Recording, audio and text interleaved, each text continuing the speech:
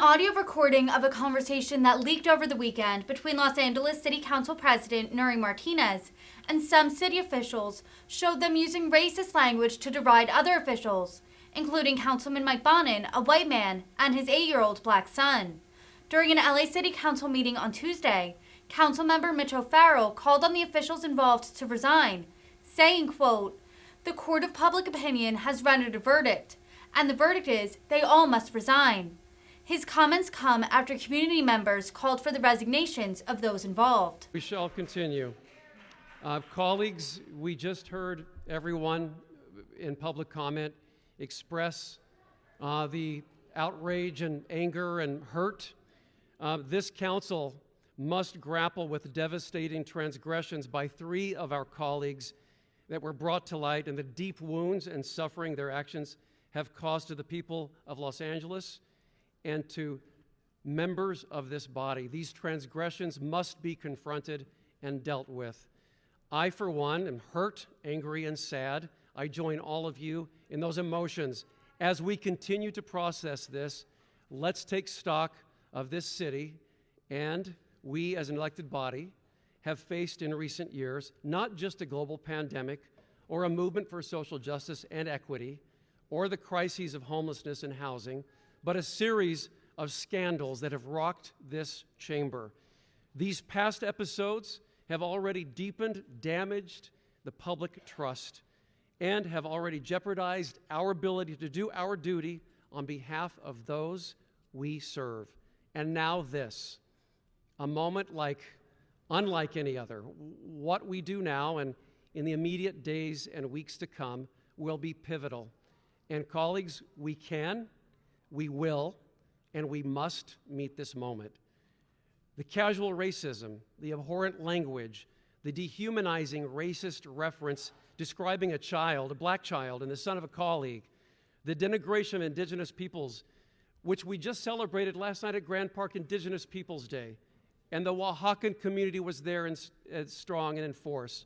The familiar tropes against LGBTQ plus individuals, insulting words describing an Armenian American, the clear abuse of power, carving up the city for pure political gain, the notion that giving renters a greater voice in their government is somehow wrong, profoundly unbecoming and profoundly unacceptable. Colleagues, at this critical and devastating moment, I'm here to affirm there is no place for this. There are no excuses, not in this chamber, not as a member of this body, not in this building, not in this city, not in the year 2022, not ever. Councilmember Bonin, you and I are the only LGBTQ members of this council. I was at you and Sean's wedding. You have a beautiful son and a beautiful family. And in many communities, including the one we both belong to, we build our families. That is a big part of our culture. Your family is an inspiration to all of us, all people, including me and my partner, George. My heart, our hearts are with you, Sean, and your family at this time. You deserved better. We deserve better. The people of Los Angeles deserve better. I do not believe we can have the healing that is necessary or govern as we need to while Council Members Martinez, De Leon, and Cedillo remain as members of this council. I say those words with a heavy heart, but this is a heavy and a deeply tragic moment for this city. The court of public opinion has rendered a verdict, and the verdict is they all must resign. They need to consider what is best for the city and the people of Los Angeles. That is the only consideration. They must ask themselves, what will be their role to help us heal? And can that healing happen if they remain around this horseshoe? And I believe it cannot. In the coming days, there is an enormous amount of business to attend to. I preside before you today as acting City Council President, but I state unequivocally, I have no interest in seeking the Council Presidency myself. I had no ambition to be a President pro tem, but I answered the call to serve, as I have always done.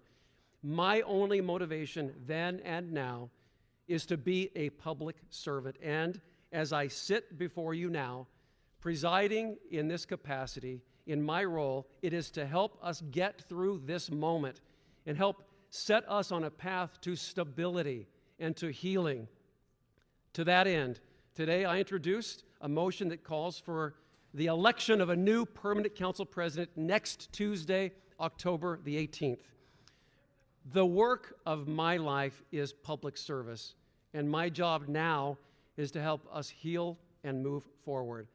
But while I do serve in this temporary capacity, I also believe that part of my job at this juncture is to ensure we reform the way we do business on this council.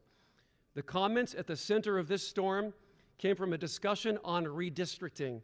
They stemmed from business that was before this council at the time these recordings were made a year ago. And if we are to regain the trust and faith of Angelenos, we need to make some big changes. Today, I introduced a motion that calls for major reform of the city charter, the city council, and how we approach redistricting, representation, the topics at the center of this crisis. The size of this city council has been 15 members since 1925, when the city of Los Angeles had just under 1 million people. Today, we are a diverse metropolis of 4 million. And this council should reflect and represent the residents we serve. A ballot measure that increases the number of council seats will help us meet that goal and involve Angelenos in the process, as will an immediate redistricting process should the people decide they want an expanded city council. Tomorrow, before this council, we will consider another proposed ballot measure, one that calls for an independent redistricting commission for the normal process we undertake every 10 years to determine council boundaries. This will be another opportunity for us to ensure that we restore a sense of transparency, trust, and faith that Angelenos deserve to have in their government. This is indeed a moment of crises, but it is also an opportunity to demand and receive accountability and to make some structural changes that make our city government better. But in order to be better, we need to do better. And that starts right now, right here. Los Angeles is a special and unique place. We love this city. It is beautiful because of its diversity. It is beautiful because of the diversity of people and cultures that live here and who come here to build a better life. It is beautiful because it is a city of dreamers and doers, of creatives and creators. And it is a place that people are drawn to because they can hope and they can imagine and they can believe in stories and ideas and ideals that are bigger than themselves. This moment is bigger than all of us. And we are the legislative body that sets the direction for this city. It is the privilege of a lifetime and a responsibility that defines us, never more so than in this very moment.